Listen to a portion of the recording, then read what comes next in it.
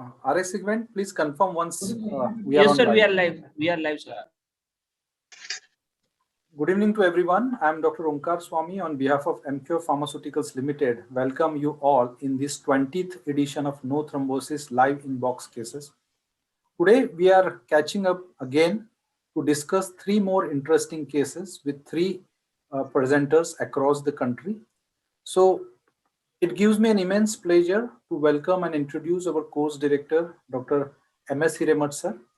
We all know Sir is currently director at Cath Lab Ruby Hall Clinic, Pune.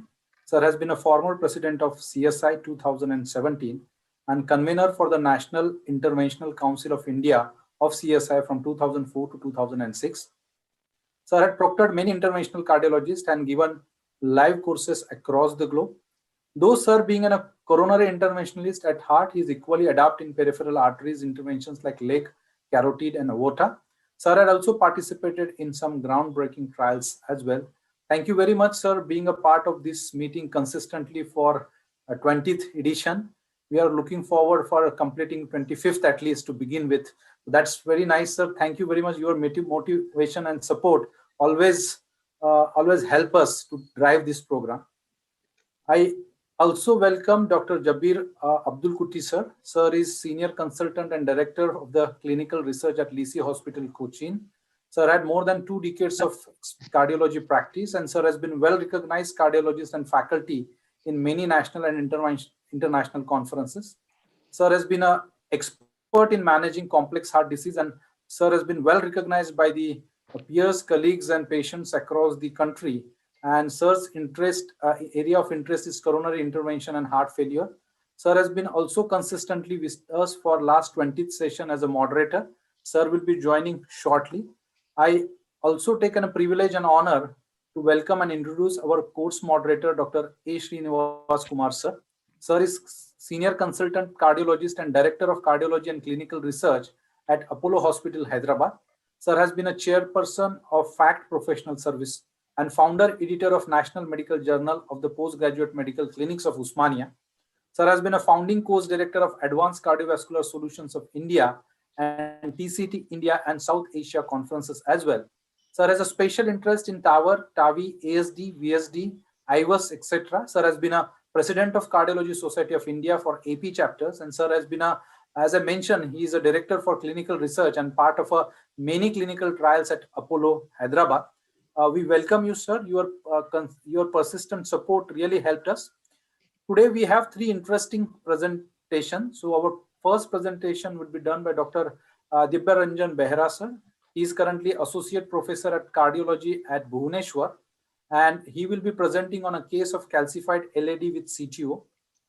We have Dr. Omkar Thopte. He is a consultant cardiologist in Pune. He will be presenting unexplained complications during left main stenting.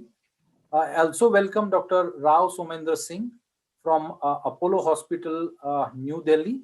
So he will be presenting on COVID and acute CV events. With this short introduction, let's go back to our course director, Dr. M.S. Hiremat sir, for the further proceedings. Over to you, sir.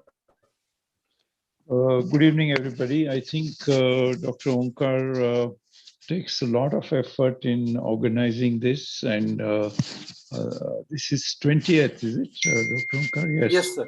Yes, sir. I think it's a huge effort on your part.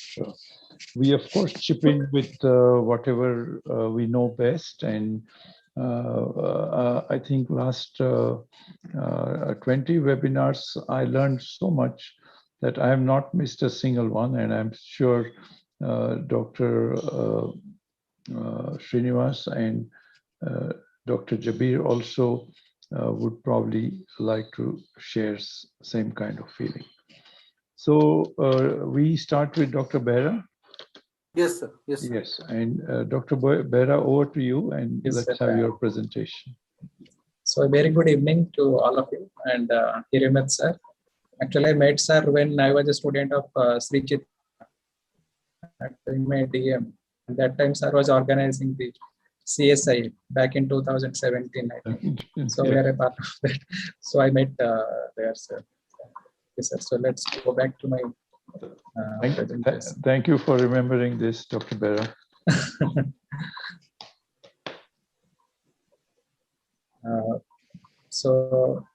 This is my slides visible? Yes. So, okay, so this is a case of a calcific LED CTO. So the case summary is that a 65-year-old lady, she presented with us with exertional angina class 3 to class 4, so is already on 4 anti-anginal drugs, and she had a history of NSTEMI. And her presentation, it was a good LV function. She is in sinus rhythm. She is hypertensive. She is not diabetic. And coronary angiogram showed double vessel ditches, RCA and LAD. So actually, RCA lesion was dealt with earlier. So this is a CTO of LAD, which actually I am presenting. So it is a simultaneous injection to delineate the anatomy of the CTO. You can see in this video there is this LAD is almost completely occluded from the ostium itself, LAD ostium itself, and it's a long segment occlusion, and it is calcific, and the length is more than 20 mm calcific, and there is good number of retrograde collaterals also, which fill up from up to the mid LAD. So this is in a different view, eleocranial view. So this is the angiogram. So if you go to the JCTO score, so I think the tip I considered maybe tapered or blunt or in between. It is definitely calcific. There is no bending, but the length is more than 20, and there is a branching point at the distal landing zone.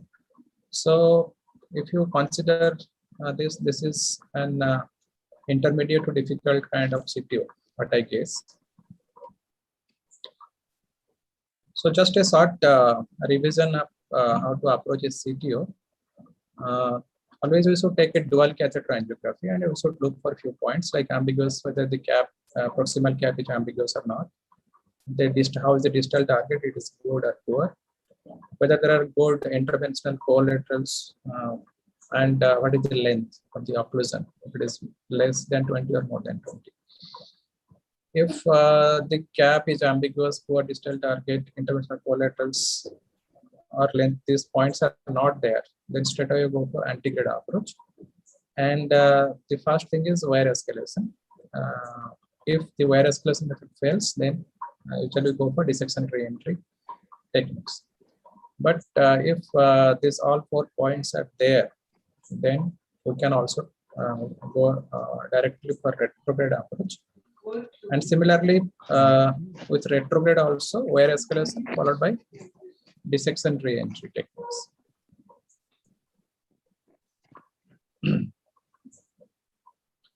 So in this case, I thought, though this is a good case for retrograde also, I thought first I will try with antegrade. If at all I fails, then I have all the gadgets ready for a retrograde approach also. So I engaged the left vein with a 7 French guide catheter from femoral approach, and this RCA with a JR diagnostic from the radial approach. And I took a micro catheter from the very beginning, and with a workers wire, I just tried to get to the LAD ostium. Then I exchanged the wire to a Gaia second wire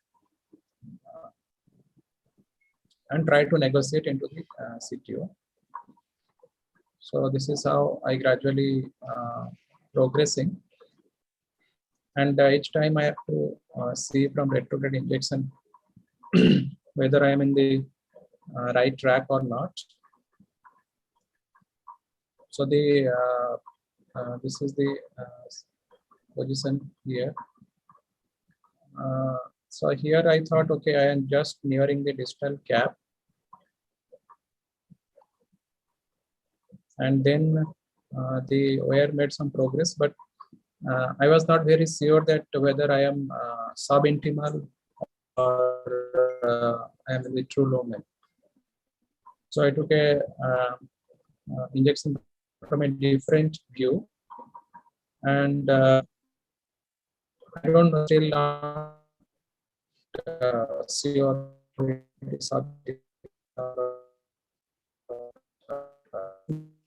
but the wire it looks free. Here I feel that maybe the trip was free here, so I progressed my advanced my wire further, and I found that I am in true lumen. So then, after the wire is crossed, here you can see that retrograde injection showing the wire in the true lumen.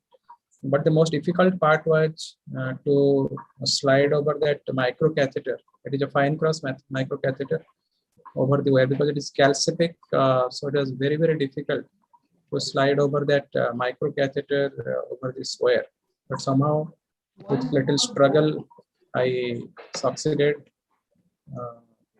crossing the micro catheter over the wire. Then I took out the wire and took a very gentle injection to doubly confirm that okay, I am the distal lumen, which is so that I am the distal lumen in the LED. Then I exchanged the stiff wire with a regular worker's wire by trapping the microcatheter with a 2.5 mm balloon in the guide catheter. Then started serially dilating because here I also thought that I will do some imaging, but since it is a CTO, the IVUS catheter was not passing through. So I started dilating. This is a 2 mm balloon, NC balloon. You can see some dog boning happening in the balloon, so much of calcification is there. Then I took a 2.5 NC balloon, also dilated, and this is the result after that pre-dilatation. Then again dilated with same 2.5 once more. Then I put my, then the IVUS catheter was gone easily. So I did some imaging. So this is the imaging of the LED. You can see that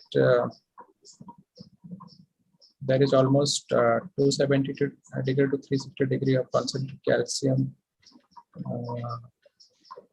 is there, and one calcific nodule also there. But most of the part there were almost more than 270 degree of calcium.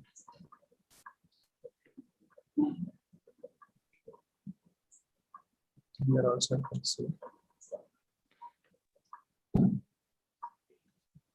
This is the proximal LED. And this is the circumflex ostium, which is good, and left main, very minor plex. So now the question is how to approach this calcific coronary. So there are so many algorithms, but if I choose one algorithm, from angiography itself, we can classify whether it is mild calcification or moderate to severe calcification. In my case, it's definitely a moderate to severe calcification. Then there are some scoring systems based on your imaging, either IVUS or OCT. If the calcium mark is 180 to 270 degree, we give 2 points. Calcium mark is more than 270 degree, 3 points. Length of calcium more than 5 millimeter, 1 or 2 points. And thickness, if it is more than 0.5 millimeter, 1 point. This thickness we can only measure by OCT, not by IVUS. So based on this, definitely, if the points are 1 to 2 points, we can go for very high pressure balloons like NC balloons or OPM balloons also you can try. And if it is 3 to 5 points, you can some calcium debulking is required like lithotripsy. And still, if there are wire uncrossable lesions or significant calcium nodules or something is there, then you can directly go ahead with rotational atherectomy or orbital atherectomy.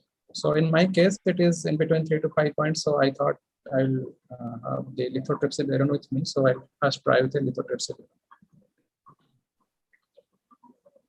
So I took a 3 millimeter IVL balloon based on the sizing I got from the IVUS. So to do it 1:1 ratio of the LED. So I started distally and gradually giving 10 pulses. I moved proximally.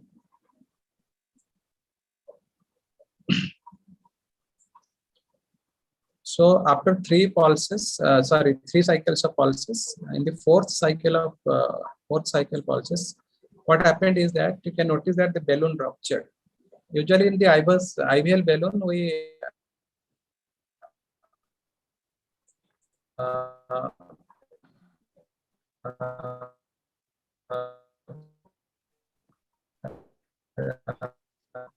atmosphere give 10 pulses, then increase to 6. But the IVL balloon ruptured here, but nothing happened. So I took out the balloon. Patient was hemodynamically stable. So this is the angiogram after that 3 runs of IVL, 3 cycles of IVL pulses. So I'm a little bit satisfied about the result of this calcium debulking. So I go ahead with the stenting. I put a 3 into some 34 mm stent, 3 into 32 stent in the mid LED and deployed at 14 atmosphere. Then proximally 3.5 millimeter stent just to position at exactly at the osteal LED and deployed at high atmosphere. So this is immediately after stenting. Then serially post-dilated distally with 3 mm balloon, high pressure up to 24 to 26 atmosphere, and proximally with a 3.5 NC balloon with very high pressure.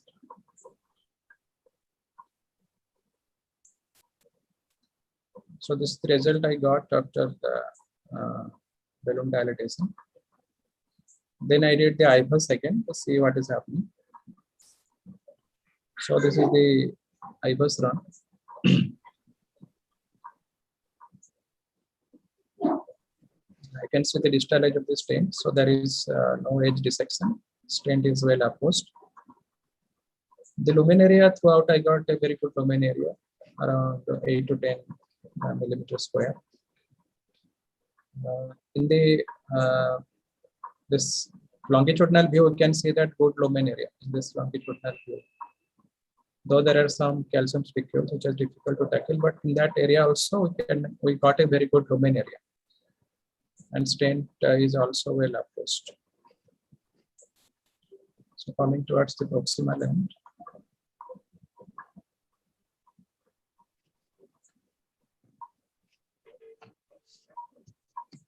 So this is the proximal stent. Light yellow, Then light yellow. Can you just come and put on the lights? Yeah. this is the LED. Sorry, this is the left main. So the L6 ostium is good. L6 ostium is not pinched. You can see it. This is towards the proximal edge of the stent. And here the circumflex comes. So just one strut into the carina and left main is free. So no strut into the left main. So after this also I did some post-dilatation with again 3.5 millimeter and proximal LED with 4 millimeter with high pressure. So this is the final result I got.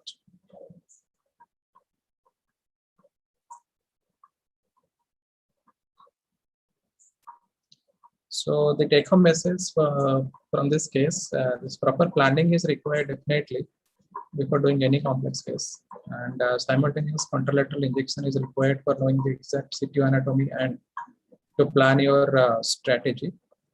Intravascular imaging either in the form of OCT or IVUS is very much essential when there is calcium and also difficult bifurcation or anything. So it gives a lot. It gives you a lot of idea is how to approach pre-stenting and also after post-stenting also. And intravascular lithotripsy is also a very good calcium debulking strategy. It is quite helpful. Thank you. Thank you very much for your presence.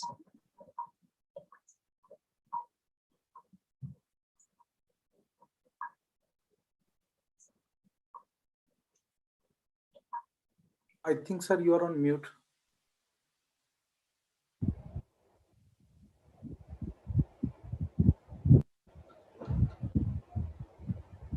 The question in the sense, I would like to compliment you for the quality of images. I thought they were really outstanding. I mean, we see so many being presented, but I think the quality was really, really good. So let me ask Dr. Jabir or Dr. Srinivas, this simultaneous injection, how does it help you decide whether you go antegrade or retrograde? Like in this case, there were so many collaterals. And would you have considered going retrograde? No, Dr. Behra, I congratulate, as sir said, your extremely good demonstration, how it should be done optimally, you demonstrated, though it doesn't fit as our no thrombosis type, but a CTO, how it should be tackled, you have demonstrated extremely well, and we should congratulate you for that. As sir said, you are asking in retrograde, that is this is a good way to have it practice, sir, already. Many people, though, sometimes we ourselves also have a hesitation to put another catheter through the retrograde injection pictures, but it always helps us in proceeding the wire with more confidence, whether it is in the lumen or whether it is filling retrograde. So even if here actually it is filling very well retrograde, even if that much filling is not there also, sometimes it is always better if it is absolutely CTO with retrograde filling. I feel it is mandatory to have a 5 French right other side catheter, contralateral catheter, to get the retrograde injections, so that sometimes you keep injecting more retrograde than antegrade in CTOs, because you have to see whether wire is going correctly or not. But only one thing I thought, Vera, is I didn't see the picture. Many of the times, and about 1/3 to 40% of the cases, the faint track is there, which by which you might get away by doing with a softer type of wire, especially fielder XT type of wires, will cross through. But here, maybe it was, I couldn't see that first frame. It was not there, real CTO, what you said. And that's how you took that, changed it to the Gaia type of wire and crossed it. The way you kept on checking, the contralateral view checking is also very important. In one view, it might look like it is going in the artery, but always see the other counterpart view also to make sure that you're within the lumen. Because once you muck up and produce into trouble going to false lumen, it becomes very complicated stuff. Though people say, again, ADR and all can be tried, but the way you did it, it was good.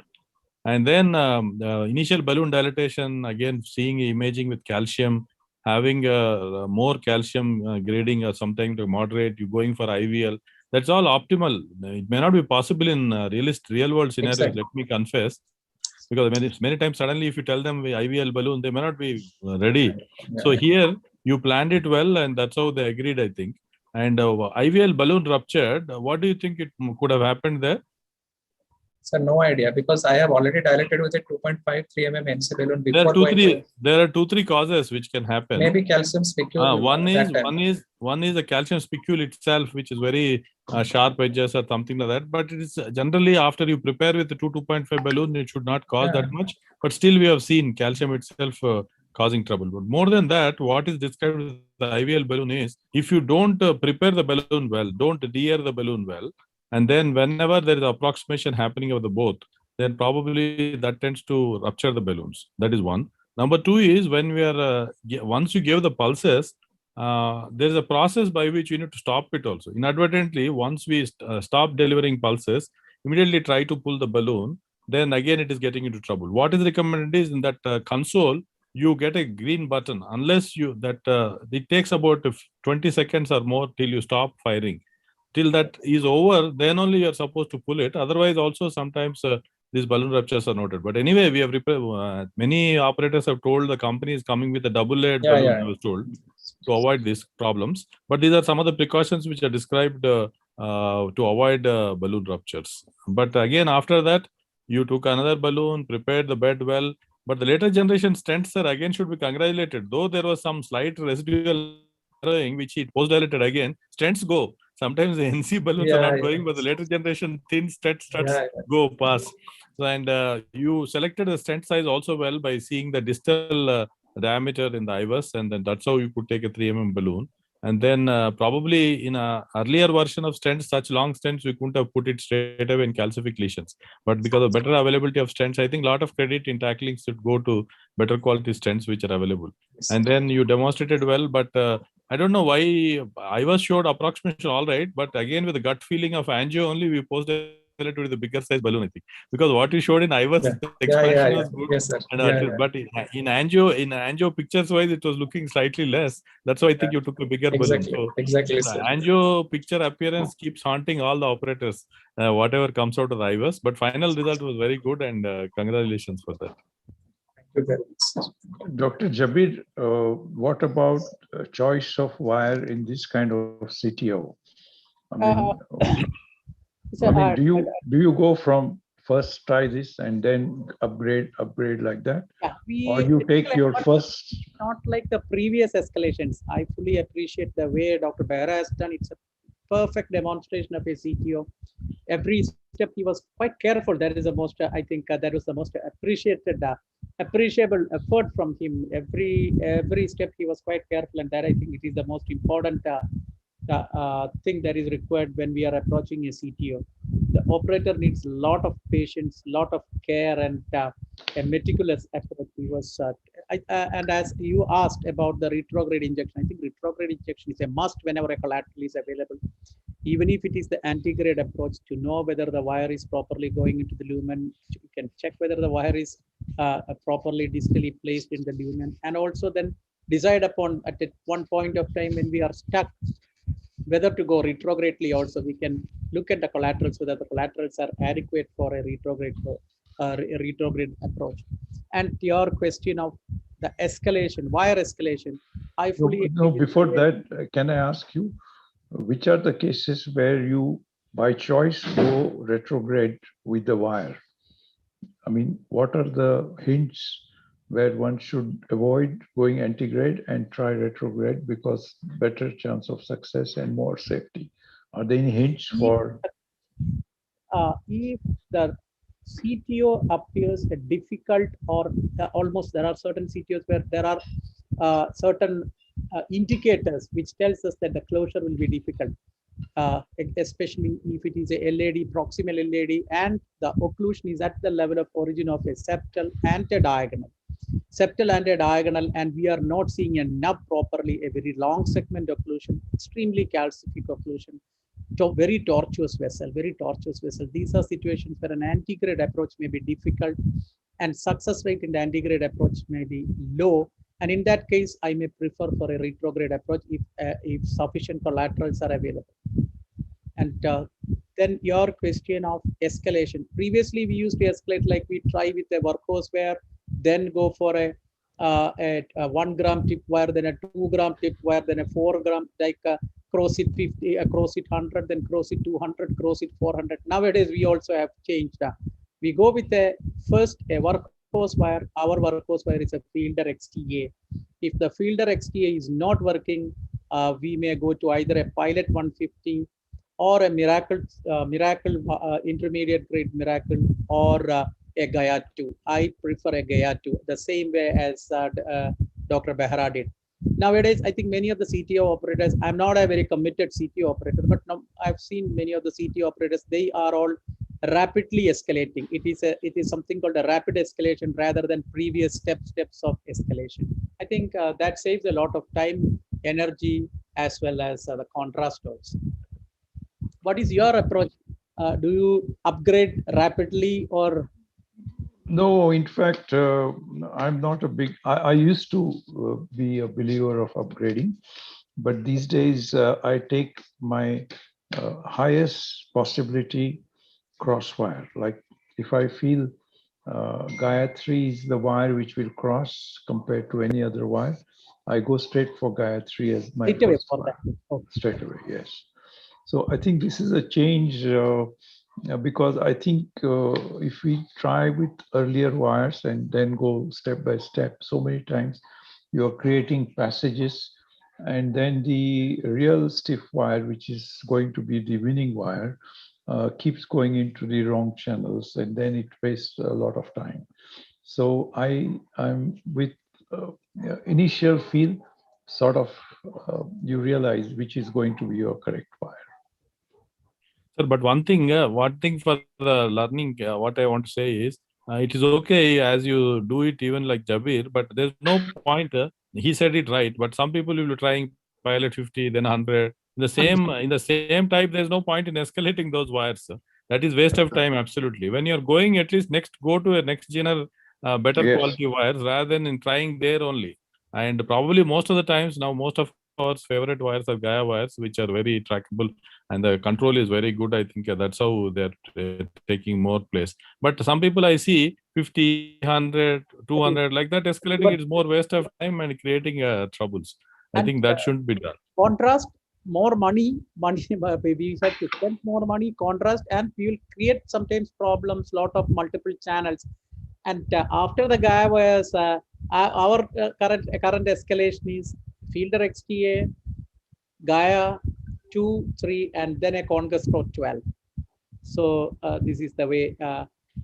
Each of us, I think, should become comfortable with one set of wires, and rather than trying multiple different type of wires, you become comfortable in the escalation strategy also, and go with the start of things. Like as Siramat sir said, the best wire probably says Gaia 3. That's okay, but what I'm saying is, don't keep on trying various different type of wire just for sake of trying. You become comfortable with one set of wire for crossing. Regarding to select antigrade or retrograde, sir, you asked, no? What I feel is, in spite of the best possible retrograde collaterals available, retrograde anyway, in spite of the best technique and operator technique, still is prone to little more higher complications, I feel. So that's why when there's a chance, always try and see whether the antigrade, at least you give an attempt before that's what I follow. But unless, as if it is no stump at all, very proximally, ostial occlusion, flush occlusion, and the left main is likely to get into trouble, like that situation, leaving that, always it is preferable to try doing antigrade, because the chance of complications of retrograde overall are high compared to antigrade. But I hate doing CTOs because it takes a lot of time. And unless a doctor, somebody known, I don't do CTOs. I am developing one of my junior to take care of it. Unless somebody known very close, I don't get into it, because it takes a lot of time and effort. And that time we can do a lot of other work also. But here, at least, once it is open, no good quality vessel came out. You feel good about it. Like LV function is preserved because caliber of the vessel. Sometimes you keep trying. Afterward, you get a thin streak of vessel. You feel very depressed, especially when the patients with LV dysfunction and all, it happens.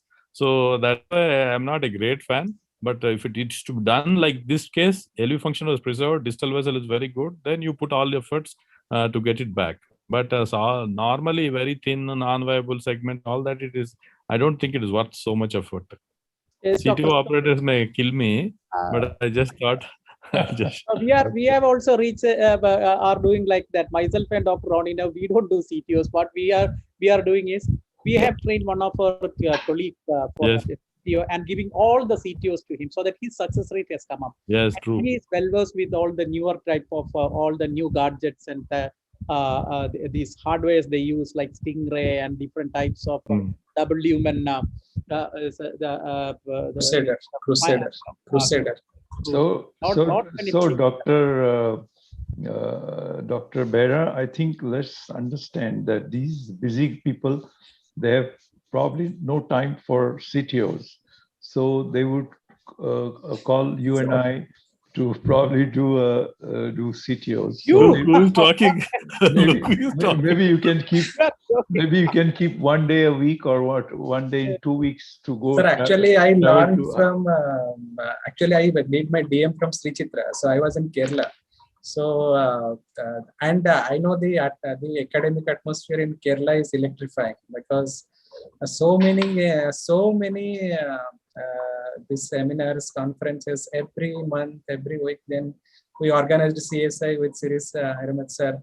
So actually, this all credit goes to my teachers in not only Chitra but whole Kerala, I guess, and also after that I was in CMC Bello. So this is a good learning, sir. Where are you now? Which hospital this was done? I forgot. I didn't catch. Sir, actually, I was in AIMS Bhubaneswar. Recently, I changed to another medical college in Bhubaneswar, Sam Hospital. Sir. Okay, good. Okay, thank you. So, very nice of you to appreciate your training in Sri Chitra and your colleagues there.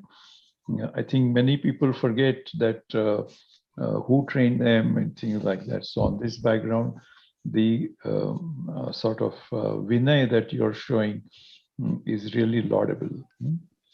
Congratulations. I think that was a superb case, and I think the end result should be very gratifying. All right. So Behra, you make us proud. Sir, it is all your blessings. It is all your blessings, sir. Good, great. Go ahead and be in the teaching profession. Yes, sir. So that you can train more and more. I am in teaching. So great case. Thank you indeed for sharing it with us. So Dr. Omkar, who is presenting the next? Dr. Omkar Thopte would be presenting. So Dr. Omkar. Yeah, actually, Dr. Omkar and I, we were together for a little while.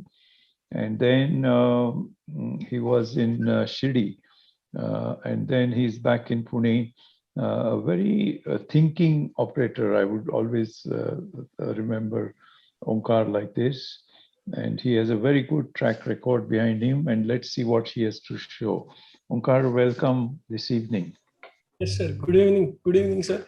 It's my pleasure to present my case in front of Dr. M.S. Hiremat, sir. He is one of the mentor who taught me doing left-man cases and all the minor things which the operator must know while doing PTCAs. I learned from Dr. Hiremat, sir. Then I have seen Dr. Srinivas, sir, doing lots of cases in TCT India Next. Actually, after doing fellowship in interventional cardiology, first conference which I attended is in Hyderabad, and I saw Dr. Srinivas Kumar sir there. It's very nice to present in front of these giants in interventional cardiology forum.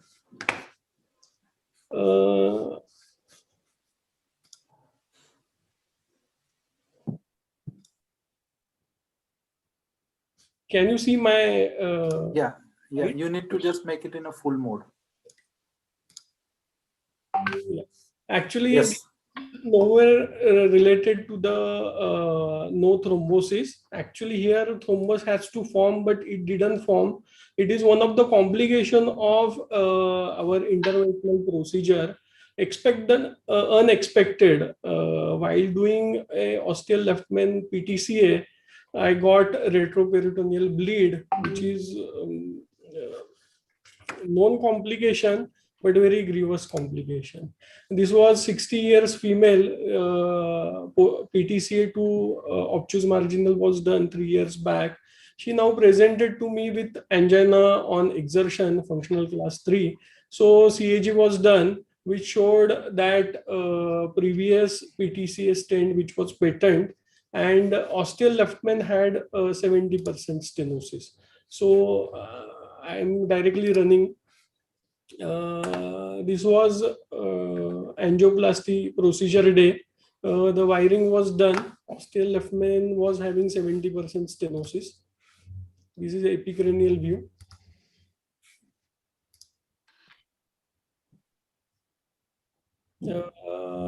Ostial LAD was having around 50% stenosis. So we decided to stent only ostial left main. This was pre-dilatation was done at the ostium with a with a 3 into 9 millimeter NC balloon. It was very soft lesion. Lesion opened up with a pre-dilatation. This is after pre-dilatation. Seen a angiogram. Sorry. Then we took 4.5 millimeter into 12 millimeter sirolimus eluting stent across ostium of left main, and we deployed the stent at 8 atmospheric pressure.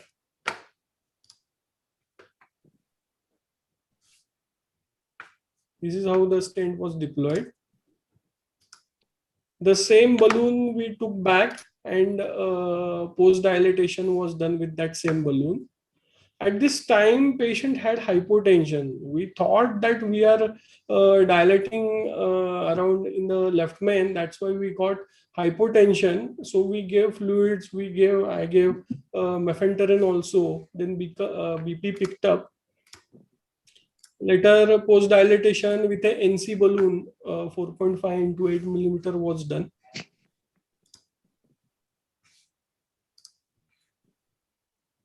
This was final result.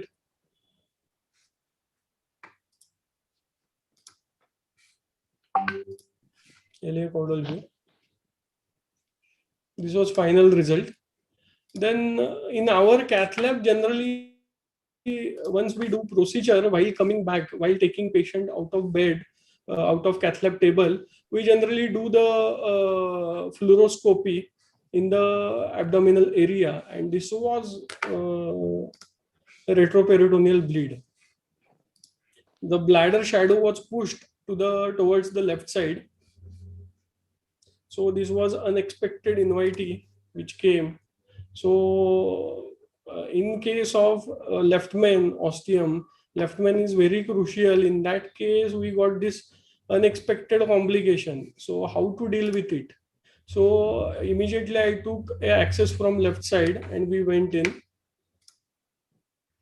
This was the cine angiogram done. Here you can see the inferior epigastric branch of the inferior epigastric vessel, which was perforated, and that was causing retroperitoneal hematoma here. So in the next, I push the wire across the common femoral artery into the superficial femoral artery, and then dilated with the 7 into 15 millimeter balloon. And because of this dilatation, the full flow to the lower limb was obstructed. Along with that, this inferior epigastric artery, in that also the flow was obstructed.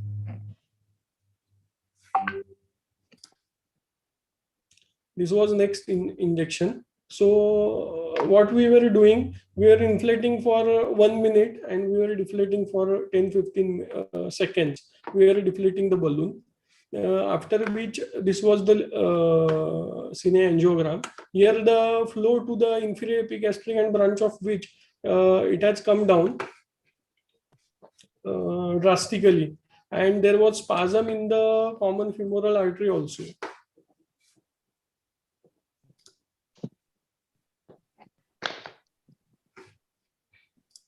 This was next. The flow into the inferior epigastric vessel has drastically come down and branch was totally closed. The branch of inferior epigastric vessel, which has perforated.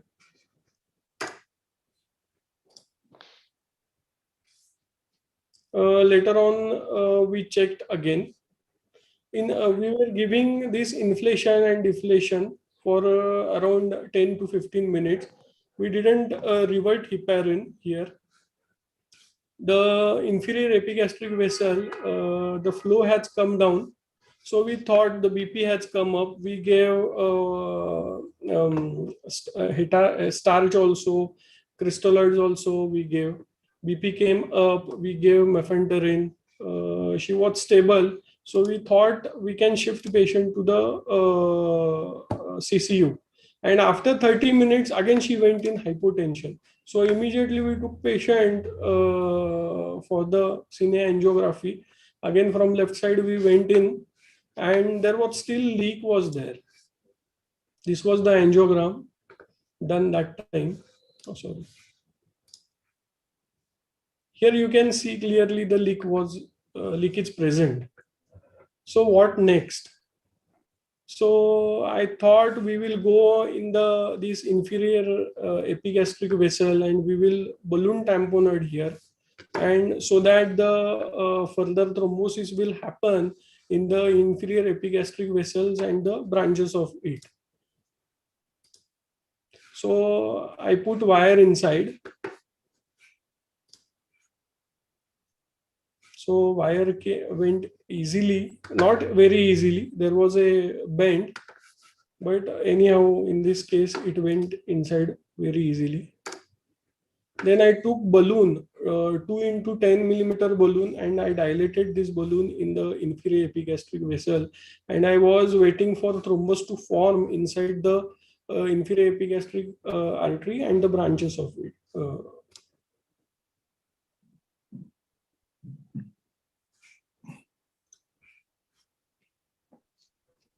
So to confirm whether it's doing its job or not, I took the cine angiogram here. And we can see here it was complete occlusion of the inferior epigastric artery with this balloon, 2 into 10 millimeter balloon. So I thought everything is doing well.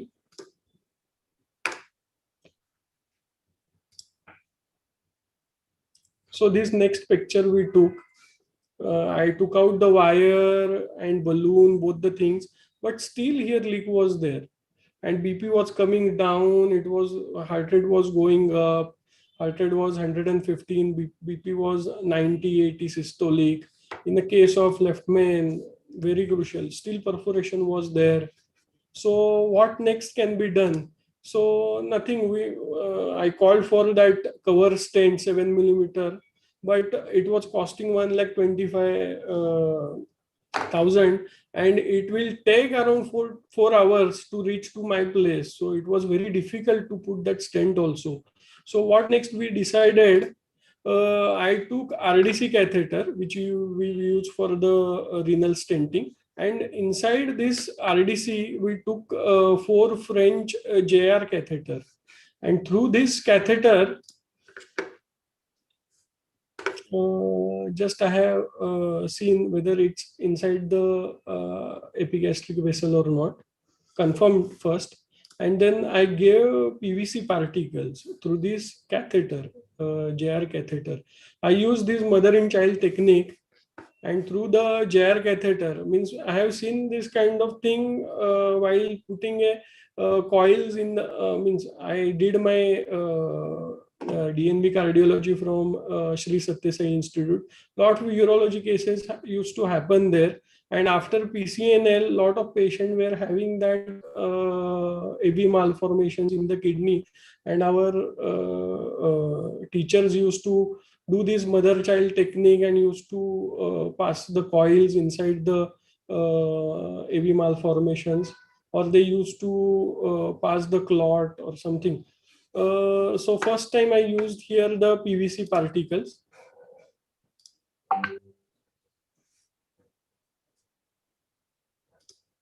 What particles? What particles? PVA particles.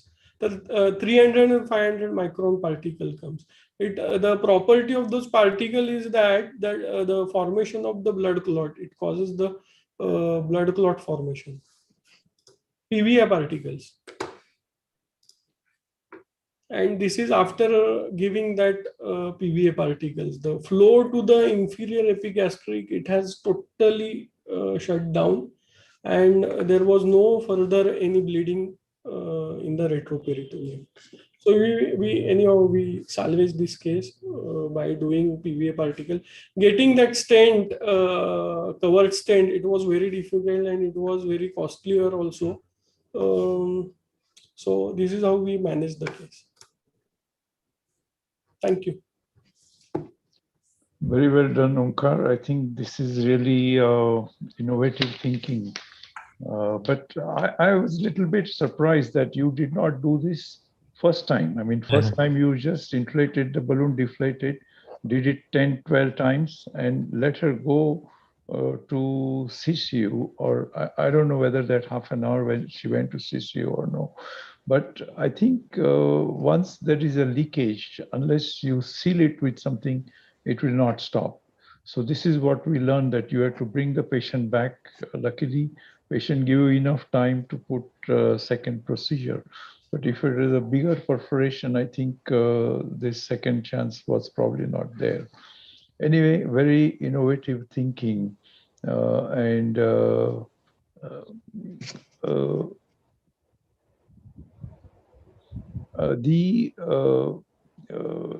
closure of that inferior artery should have been on card right from beginning.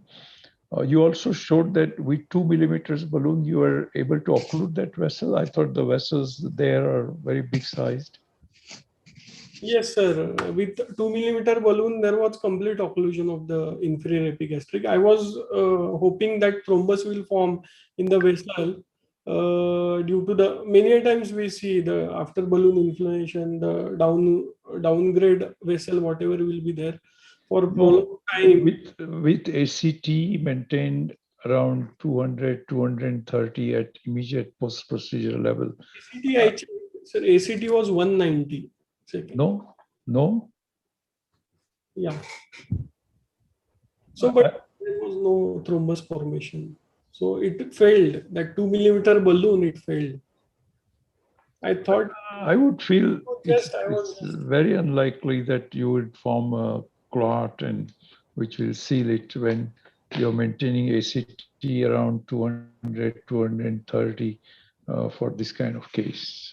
So I thought that was a little bit of this thing. But anyway, let's hear from Dr. Srinivas and Dr. Jabir.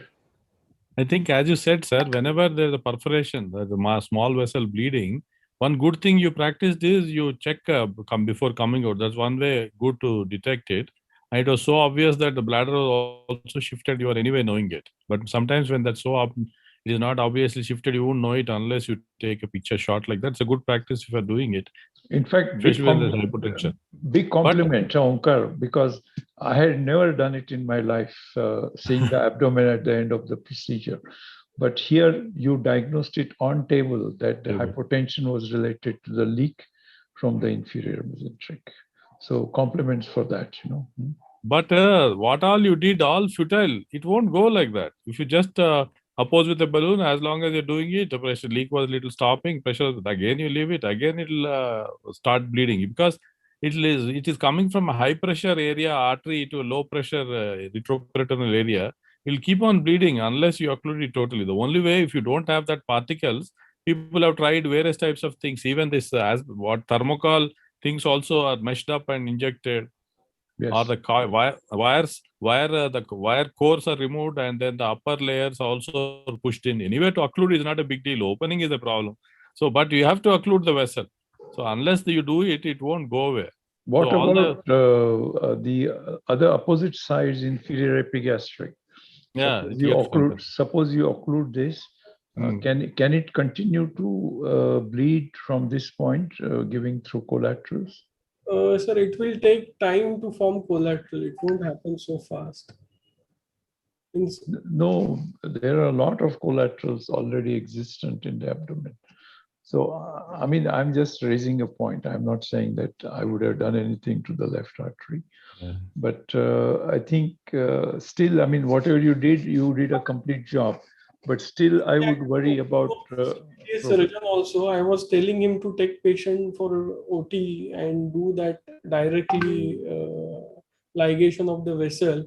But he said, no, it's a retroperitoneal and I have not done in my lifetime. So you better deal it. No. Oh, Omkar, it's not required. For this, it's not required. Yeah. Good. Certainly, you should solve your problem in the cath lab itself. You know, I mean, this is something which can be solved.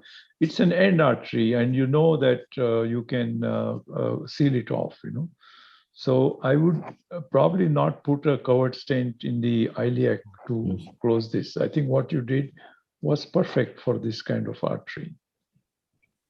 This reminds me, sir, when Ajay and me were called to do a live case from Jayadeva Institute in one of the conferences. We were doing left main imaging, all that is done well. Suddenly patient developed hypotension. Nothing is there, we are seeing angio. Then suddenly when I saw locally, there's a big, already some resident or somebody there put a sheath, we went there. So it's such a big hematoma. Then Ajay also said, let us wait. And I think Manish Parikh was also there at that time. We compressed it and finally patient was saved. So small mistakes also can create trouble. Though you have done left main, everything fine. This sort of things, once the hypotension happens, left main vessel also should have shut down suddenly. Fortunately, because you did with good intention, God helped. No, Omkar, the real credit is diagnosing it on table. before you shifted the patient out the first time when you detected it. I think 100% mark for that diagnosis. Otherwise, this patient typically would go to CCU another 3-4 hours, hypotension persistently going down. And then people would struggle, it's left main, and everybody would start looking for left main related complications. So it was a tremendous diagnosis on table. So I think I'm going to start screening my patient's abdomen every time I finish. So And the bladder, it moved also, sir, gave us an Yes. idea that something is. Absolutely, So very good thinking. I think that thinking really helped, because before you shifted the patient out, you already knew what is the reason for hypotension. So you could bring him back, concentrate on that only. Otherwise, this kind of case where you are done left main hypotension persisting in CCU, everybody will focus on the coronary, and then this part will get missed out completely. So congratulations. So you seem to have learned good things from me. Yes, sir. Really, really. Thank you. Thank you. But today I'm learning from you that every time you do finish a case, screen the abdomen. All right. Any other comments, Jabir? Nothing. He did it perfectly well, and he managed it perfectly well. There are only three, 4 options when we see such a thing. As he said, either we can put in the PVA particles or a coil. Because coil, I don't know whether, if we don't have much of the structural and pediatric work going on, there may not be coils on your shelf. We all have the pediatric cardiologist. We have plenty of coils of different sizes on our shelf, so we can put a coil in and close it. And as you said rightly, the last option is to put in a covered stent across the inferior pediatric artery and close it. And I'm sure that Dr. Omkar will never go for a femoral artery axis for a ostial left main. If he's given an option, he'll go radially, so he can take away a lot But the of. ostium No, of no, left main. no. I didn't understand why you making this kind of statement. So if this is a ostium of the left main, he didn't have to do any other thing, so he could have done it easily with a radial, which could have avoided a femoral problem. The major difference between a femoral and a radial axis, the outcome difference is because of the bleeding complications that a femoral produces. So I think optic, because most of the time when we started doing the radials, we never thought of doing a left main through the radial. But ostial left main, I think it is well. Now almost all the left main, many people are doing almost all the left main through radial, especially when this 6-7 French sheath is available. We can put in a 7 French catheter. Ostial left main, I think it can be easily done through radial. There may not be any pressing indication for a femoral.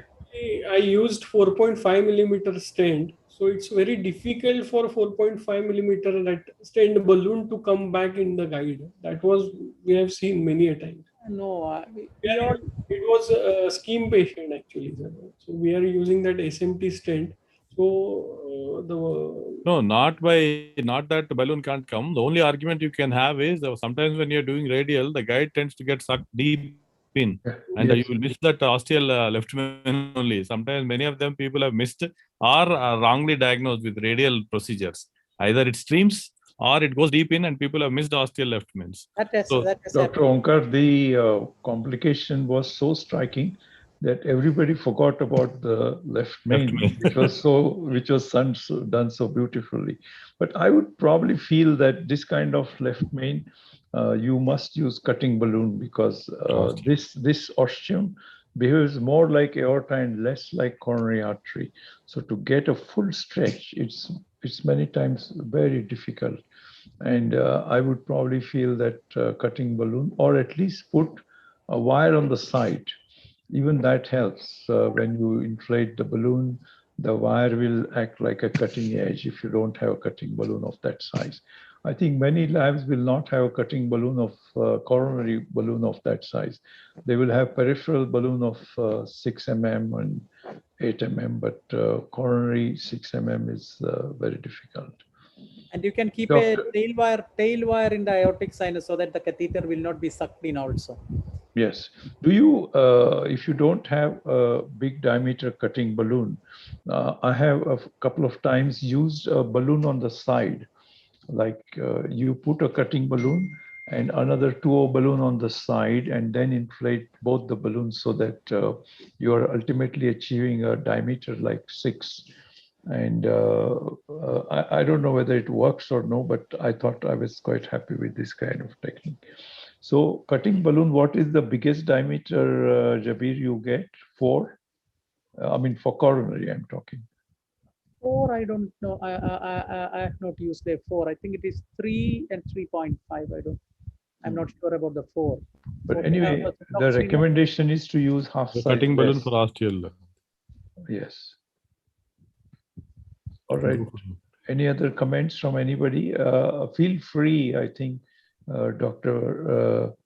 Bera, you can comment, or Dr. Rao, you can comment on this case. I think. And many of the labs, now our lab, it is mandatory. If you are doing a femoral, a final, a fluoro shot, or we take a cine shot of the bladder. Because we always take, sir, in our lab also. Somehow, we had a when we are couple of doing femoral, cases. we always check. We always do it. It is recorded.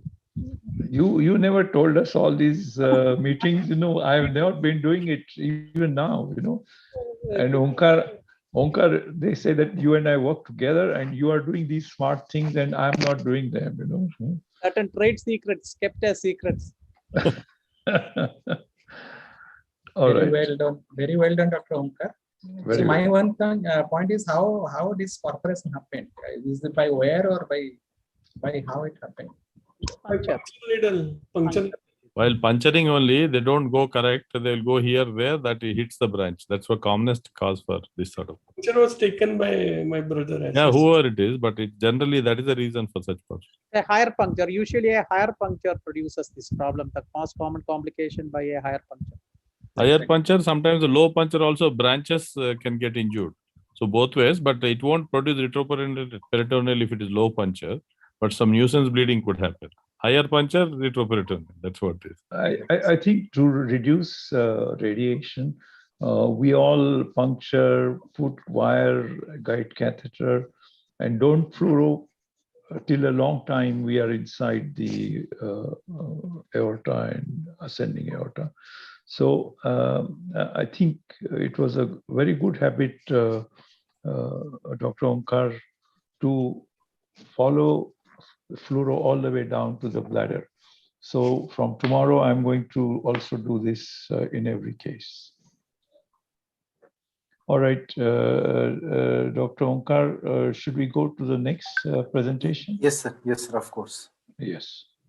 So Dr. Makran is presenting. Dr. Rao Somendra. Dr. Rao, yeah. Dr. Rao, stage is yours.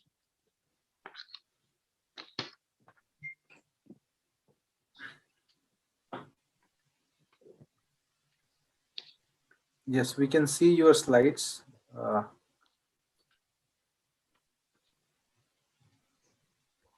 But we can't hear you. We are tired of this corona cases, manifestations. Baba.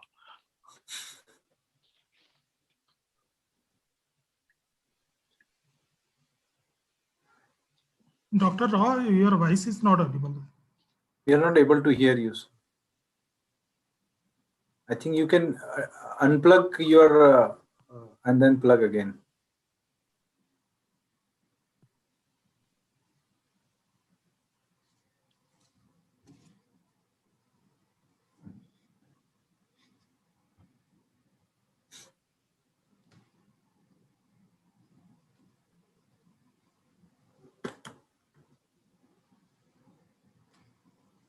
No, we can't hear you, Dr. Rao. You need to do something.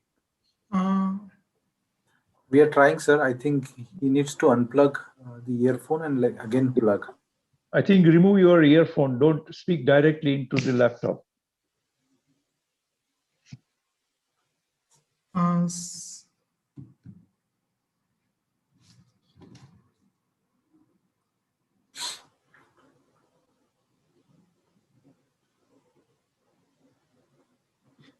Sir, you log out and log in, sir, again. Do I that. think Vivo 1920 is his number or what?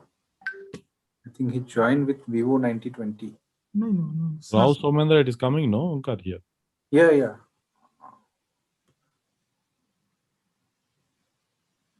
I will call.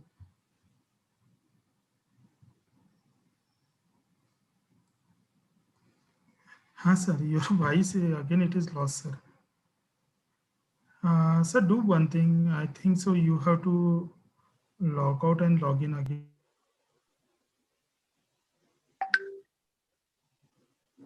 Sir, he will log out and log in again.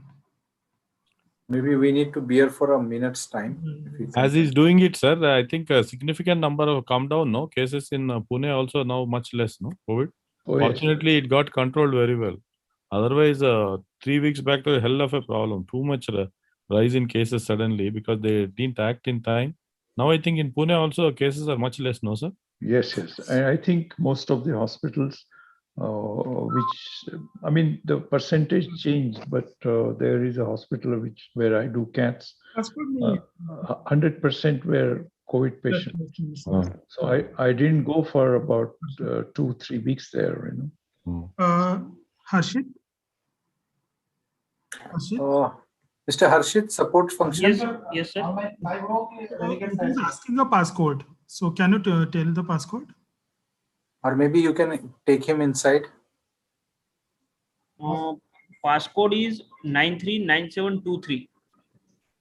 93 9723. 9723. Okay, 939723, right? Yes. Hello, sir.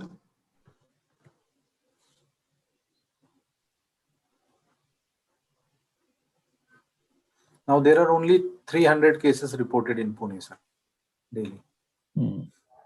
10 only. 300. Our non-COVID beds became COVID beds, and again they made this week back normal beds. The COVID patients again everything is cleaned up, and we admitted cardiology patients in those now. So that's a good sign. That's a good sign. Yeah, actually, a lot of hospitals are grumbling because the corporation made them put 50% bed as COVID beds. Then it was increased to 70%. Then it was increased to 90%. And corporation forgot to tell them to come down to 50% from 90%, you know. So, I mean, it is a financial loss for these hospitals. I think, Doctor. But your hospitals must be good, sir. There are some hospitals who are making merry. You should not talk. But the less we talk, the better it is about all the nonsenses what the hospitals did also during COVID times. It should not be spoken in public. But all sorts of practices we have seen horribly. There, Apollo and AIG, these two hospitals were very good in. They followed just government rules. But many other hospitals in Hyderabad did a lot of funny things. And anyway, fortunately, cases have come down now. And most of them were enjoying COVID admissions also, sir. Don't think they were in losses. No, they were not in losses, you know. I think, sir, we are but on live. They were cutting professionals. I know. But what I'm saying is, it is good that everybody realizes what they're doing wrong. That's why I wanted to mention that people are watching what everybody does. It's not just a thing. And there are good people also. Like, honestly speaking, Apollo and AIG they just practiced what government recommended, because they have different reasons, maybe because brand appreciation, all that may be different rather than particularly from one. But we have seen all complications. He's presenting complications during COVID time, I think. Any type of complication in any vascular tree, we have seen, sir. This bloody virus is horrible.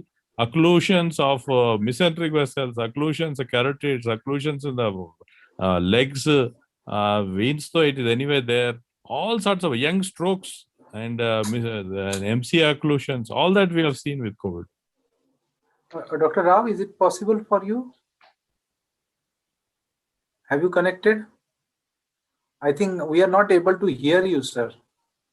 Sir, this technical team is helping him, sir. Okay. Anyway, if he's not able to connect, we can just mention what all the complications which can happen, cardiovascular complications with COVID, and then close. I think sir can start off, I can add, and then probably that's what he's presenting. All the cardiovascular, we have had enough of this sort of thing. I think he's presenting. He's coming back. Let him present because he's prepared. The slides were there even before also, no? We were not able to hear him, huh? But we are not, no, we are not still able to hear him. No. But we can see Is he his slides. presenting? He's talking? No, sir, not. No, these slides we are seeing are his slides, isn't it? Yeah, Yes, sir, before yes, also sir. we saw the slides, sir, but we were not able to hear him. So maybe, sir, can it be possible we schedule this case maybe for the next no thrombosis, sir? Just move the slides. We can Yeah. see. Acha, angio also is coming. So it is a COVID case presenting with anteroalumni and proximal LED occlusion. Is there a stent in proximal LED? I think there is a Stent is there. So it's a COVID case occluding the stent. Many of the times, in spite of all counselings and meetings and TV programs and all that, still people stop antiplatelets also, sir. They keep on giving all the stuff, vitamin C's, antibiotic stuff like that. And they have stopped Ticaplat and things like that in some patients. No, Dr. Srinivas, we are used to handling angioplasty in 24 hours. Next morning, the patient is going to go home. So you give a pat on his back and tell him that don't forget a single tablet that I have written.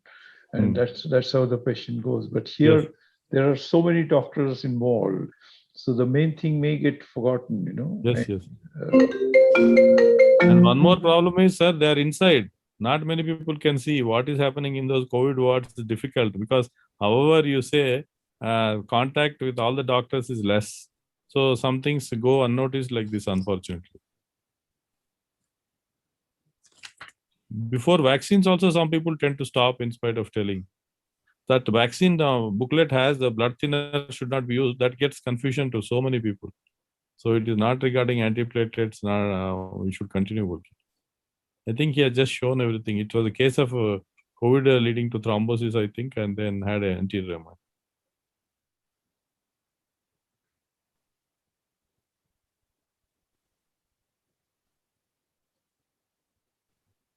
At least let him move the slides. Yes. We saw this. We saw all actually. We saw all we went all the way to the last slide. You are. Can you speak now? We just heard something. Is it possible, Dr. Rao? No, it's not. No. So looks like a stent placed in the proximal LED. A few hour-old angioplasty and then coming with an occlusion. That's what we can say. I think he has presented all the slides and we have seen all the slides, it seems. He says subacute, sir. It was done 4 days back. Stenting was done 4 days back. I think it's okay. Stent thrombosis, it seems. No, he's reading. It's not happening. You tell him that it's not useful now. Yeah. It's a stent thrombosis, sir. That's what he. Yeah, no, stent thrombosis, right? But I think he's reading it, speaking in the mic. Yeah. It's not coming. So shall we? Shall we stop at this point of time, sir? Yeah, I think we have to. But has anybody got any special interest, special case, which is like you put a stent today and then it was a COVID positive patient and he has got a stent occlusion? No, we have seen a lot of thrombotic buttons cleared and stents put. And we have seen patients of stenting done earlier, stopped antiplatelets, came with stent thrombosis. But not immediately, sir. I don't think the worry initially whether you do stenting and immediately patient clots with COVID, at least fortunately we didn't see like that. But we have seen a lot of... Somebody is COVID positive and you are requested for an angioplasty. Would you wait and do it after 15 days or you would say, it's okay, let's go ahead and do it? If it is occlusion MI, we'll do it. If it is not an occlusion elective procedure, we will wait. That's the strategy. No. Let's say today I saw somebody who has traveled 500 miles and he had an inferior MI The echo shows wall motion abnormality, but it's not thinned out. It's a viable this thing. So we did a thallium on him because he had COVID infection, which is about a 1 month old. So we don't know when the inferior MI has happened, whether it's 1 day old or 10-day old. So the stress thallium shows inducible ischemia in the RCA territory. So, and the angio was done there, and that shows all thrombus in the right coronary artery and total occlusion somewhere in the midpoint. നമ്മുടെ ഈ കാലഹസ്തി എന്തായി? Sorry? Jabir, okay. Go ahead, sir. So, what is the decision? I mean, this gentleman is only 32-year-old, and the thallium is showing not a big area of ischemia, viable territory. But echo is not bad at all, you know. If it is 1 month old, sir, I think we should treat it like any other patient. If it is only first 2 weeks, that is the 15 days time where he is infective, then we tend to avoid doing it because we cross infection and the cath lab staff, everything comes. Unless you are forced to, as an emergency patient has ongoing pain or something, we are not pushing to lab. But if a patient is 1 month old, I think we are treating like a pretty standard patient who's coming like a non-COVID. Maybe you will give little more antiplatelet drugs and cover up with little more of these drugs also. But by and large, if it is 1 month old post-COVID, it's okay. The criteria of recommendation, what is mentioned, sir, is mild, moderate, and severe COVID infections I've classified. If it is mild, there is no problem at all. You can just go ahead. If it is moderate, you wait for 4 weeks. This applies to surgery also. I'm saying elective surgical procedures too, not only cardiac. So if it is a moderate type, recommendation is to wait for 4 to 6 weeks. And if it's severe COVID infection, patient went on to ventilator, inflammatory markers, all were increased, then the recommendation is to wait for 12 weeks post-COVID. This is for the safety of the patient, not for the hospital staff. No, hospital staff are all safe after 2 weeks. After 2 weeks, even if the COVID comes positive also is dead virus, they're not infective. So only first 2 weeks is the infective phase in the COVID. Okay. Hi, sir. This is Somen. I have connected them well. Okay. Now we can hear you. 920. Yes. Sir, actually, that was a case we did yesterday. Actually, he is a 65-year-old man who was actually presented with fever 5 to 6 back at other center. His angioplasty was done with 2 stents, one in LAD and one in SGX. And he was on ticagrelor, aspirin, and even on Clexane in therapeutic dose, 6 milligram BD. Even on Clexane? After 4 days, he again. Yes. Although his D-dimer was not high, normal, no other inflammatory markers were high, RT-PCR was positive around 2 to 3 days before the first plasty was done.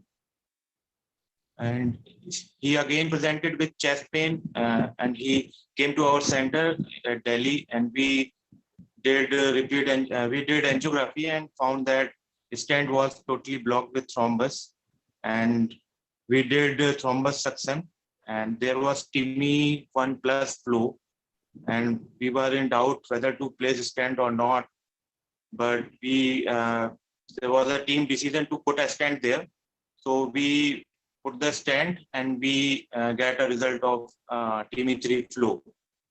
Sir, my question is, patient is on dual antiplatelet, even on anticoagulation, and his inflammatory markers are normal. So should we blame COVID for this, or because we didn't have that previous angioplasties detail, so the thrombosis occurs due to 2 reasons, either procedure related or the patient related.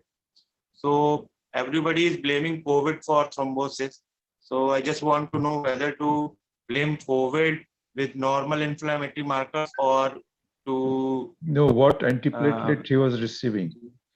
What antiplatelets he was receiving? Ticagrelor, Ticaplat 90 milligram BD, aspirin, and sir, Clexane, low molecular weight.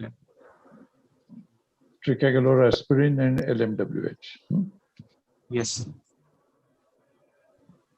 So let's hear the wisdom from Srinivas, and then we'll go to Dr. Jabir.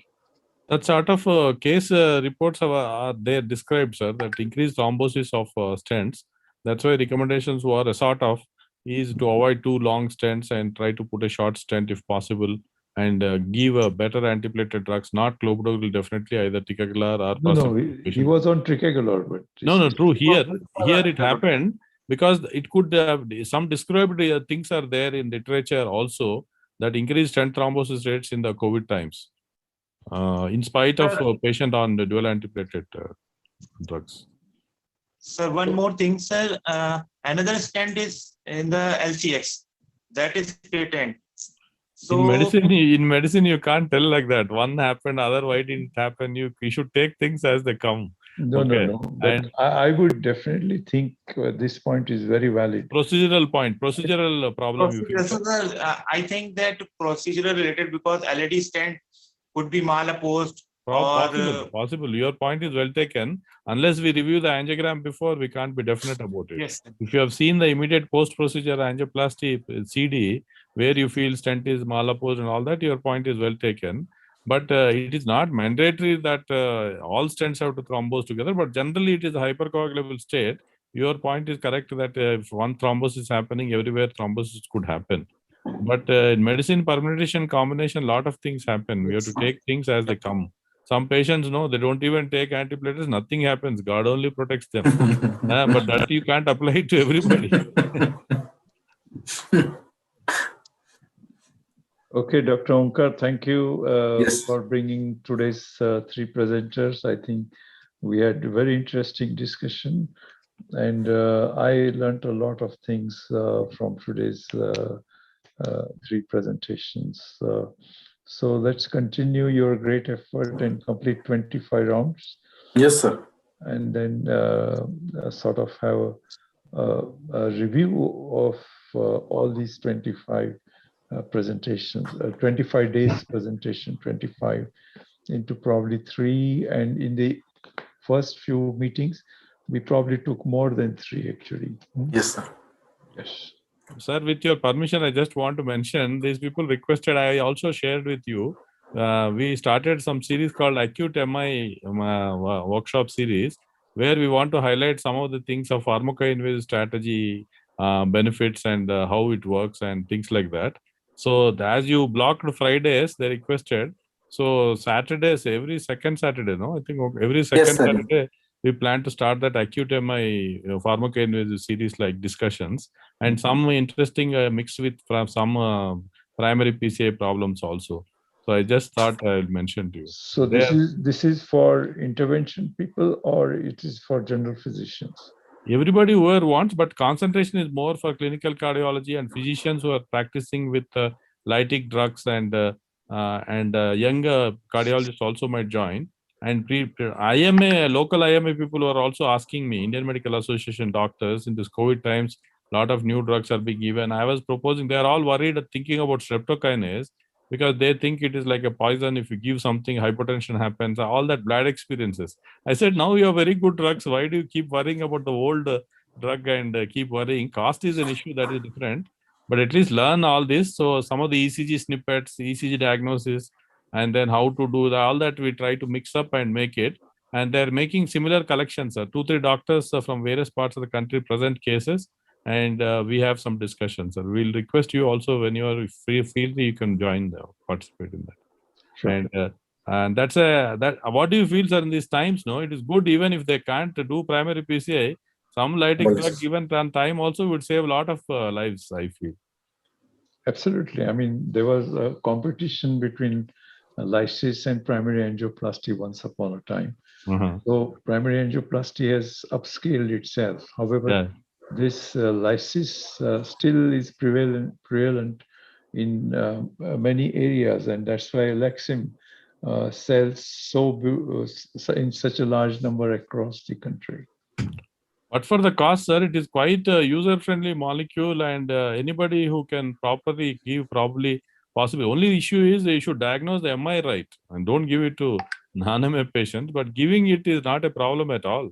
So I feel that's why the worry of streptokinase should be removed from physician's mind. And one more advantage, which I don't know. What worry about streptokinase should be removed? Of course, it should be not given. Streptokinase, I mean, wherever you can avoid. I mean, cost is the only issue. But even now, sir, in today, 90% of the lytic drug used in governmental setups is streptokinase. No. That is unfortunate, but that's what happens. That's why I want to keep on educating, telling about this molecule. They think that I have some shares in Emcure company. I said nothing doing what is good for the patient. I don't mind talking everywhere. I keep telling, because comparatively it's so good a molecule. Actually, even in cath lab, there are instances where it's saved.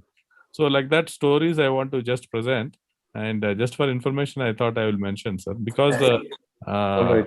Wish you good luck, and thank you. I am sure we will all learn a lot from these odd presentations. Thank you, sir. Thank you, sir. Thank you very much, sir, for this magnificent event today evening. I thank our course director, Dr. M.S. Hiremat, sir. I also thank our moderator, Dr.